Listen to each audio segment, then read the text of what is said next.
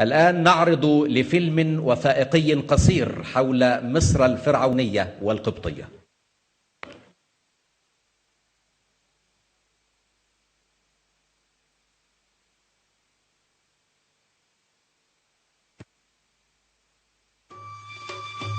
In the Saharan desert of North Africa, surrounding the fertile soil of the Nile Valley, lies Egypt, a land of astonishing wonder and unparalleled beauty.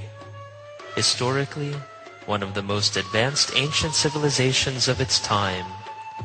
Even until this day, the mysteries and secrets of the only surviving wonder of the ancient world dumbfound the most sophisticated engineers and scholars of today. Some of the greatest rulers to have walked this earth have come from the land of Egypt. Hatshepsut, Nefertiti and Amenhotep, Tutankhamun, and Ramses. Religion and devotion to the supernatural are evident throughout the history of Egypt. Countless artifacts, writings, monuments, temples, and tombs embody the understanding of an afterlife in the pharaonic age. With the advent of Jesus Christ, Christianity dominated the Egyptian landscape for the first few centuries AD. Since the 7th century, the religious devotion of the Egyptian people has continued under the cross and the crescent, where Muslims currently make up the majority of Egypt's population.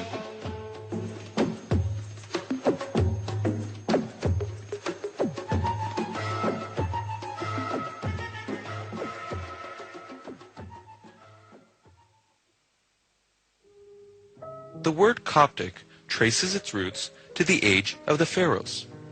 Egypt's pharaonic name was Hekupta, meaning house of the energy of Ptah. Ptah being the religious name for Memphis, ancient Egypt's capital city. This in turn evolved into the Greek name Aegyptos, and then the Arabic name Kipt or Gipt, from which we derived the names Egypt and Copt. Therefore, the words Coptic and Egyptian are synonymous. Over time, the words Coptic and Christian have also become interchangeable. The Coptic language is still used today in the church's worship and hymns. Its letters evolved from the ancient Egyptian hieroglyphs and currently bear many similarities with Greek. In fact, the Coptic alphabet is comprised of the 24 letters of the Greek alphabet, and 7 letters unique to the Coptic language.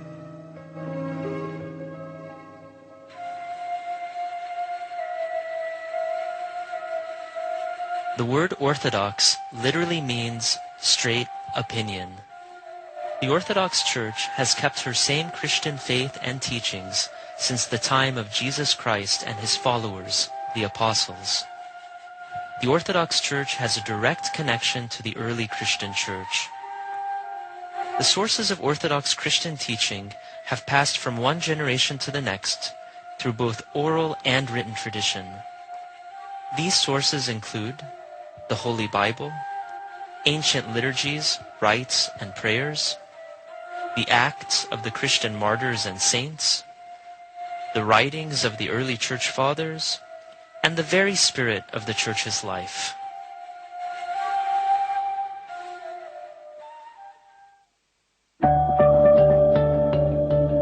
To understand how Christianity spread in the land of Egypt, we must look back further to the age of the pharaohs. The Greek historian Herodotus described the Egyptians as excessively religious, more so than any other people in the world. Ancient Egyptian civilization centered around religion in all its activity. The people of ancient Egypt had an optimistic view of the world and a belief in the afterlife. Although polytheistic, the religion of the ancient Egyptians came to identify Amun-Ra, the great god of Thebes, as the most important. The ancient Egyptians also carried a tradition that Osiris, the Egyptian god of the underworld, was murdered by his violent and jealous twin brother Set. However, Osiris resurrected and received eternal life. Against the backdrop of these mythological stories, the minds of the Egyptians were ready to embrace the reality of Christianity.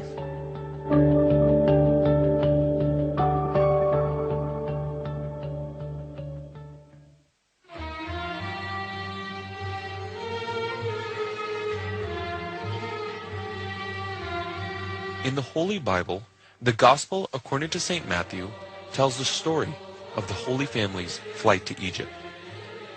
Jesus and his family found refuge there as they fled the persecution by Herod the Great, king of Judea. Although the Bible is silent about the details of this journey, much has passed on to the Church through oral and written tradition. The Holy Family made a number of stops along the Nile Valley. Since then, monasteries and churches have been established all over Egypt, in places where the Holy Family visited or stayed.